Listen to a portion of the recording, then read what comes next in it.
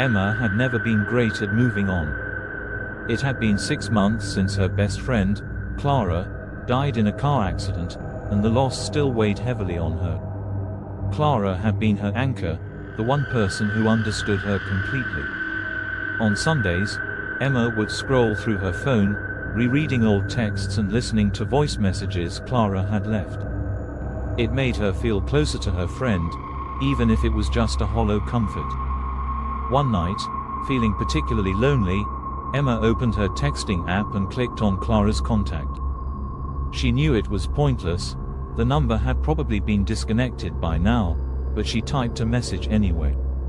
"I miss you so much, Clara. Everything's so different without you. I wish you were still here." Her finger hovered over the send button, but she stopped herself. What was the point? She deleted the text and closed the app, trying to push the sadness away. The next morning, Emma woke to the familiar ping of a notification. She groggily reached for her phone and froze. There was a message from Clara's number. Her breath caught as she stared at the screen. It was impossible. The number shouldn't even be active anymore. The message was simple. "I miss you too." Emma's hands trembled as she read it. It had to be some kind of prank or a mistake. She typed a quick reply. "Who is this? This isn't funny." The response came almost instantly. "It's me, Emma." "It's Clara." Emma felt a chill run down her spine. The rational part of her mind told her it was impossible. Someone had to be using Clara's old number. But another part of her, one desperate for connection, wanted to believe. "This isn't possible," she replied. "Clara's gone." The response was immediate again. "I know. But I'm still here, in a way. I've been trying to reach you." Emma's heart raced. "Where are you?" "I don't know exactly," came the reply. "It's dark, quiet, but I'm not alone. I can still feel you, Emma. I need your help." Emma's mind spun. Was this real? Was she losing her grip on reality? Against her better judgment, she kept texting. "What do you mean you're not alone? There are others here," Clara wrote. "They're lost, like me. But something else is here too. It's watching." Emma felt the hairs on her arms stand up. "What's watching?" There was a long pause before the next message. "I don't know what it is, but it's coming closer. I don't have much time." Emma's heart pounded as she typed. "What can I do? How can I help?"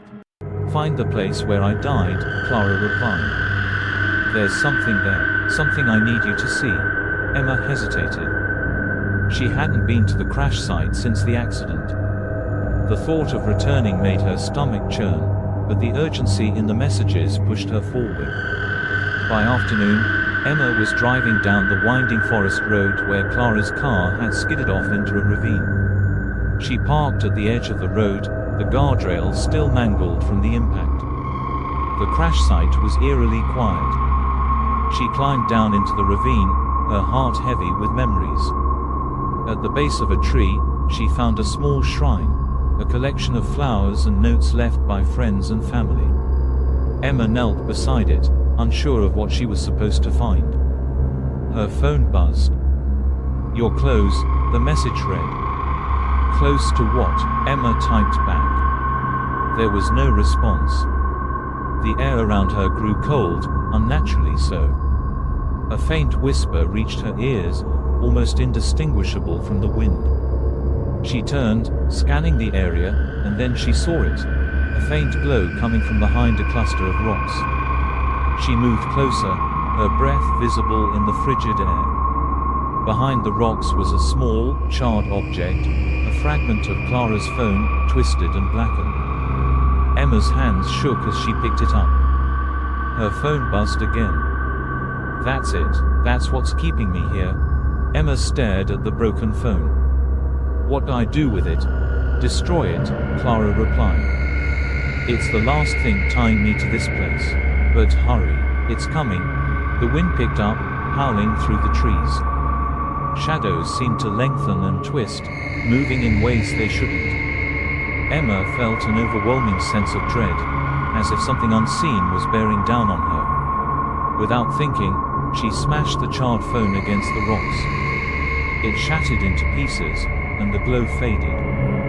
For a moment, everything went still. Then her phone buzzed one last time. "Thank you, Emma, I'm free now, don't forget me." Tears streamed down her face as the message disappeared, replaced by the usual home screen. The number was gone, as if it had never existed. Emma climbed back to her car, the weight in her chest a little lighter. She didn't know if she'd really spoken to Clara or if her grief had conjured something she needed to believe. But as she drove away, a single thought stayed with her. She hadn't said goodbye. Not really. And now, maybe, she finally could. Esse é o DJ Holanda, tá lançando a nova moda.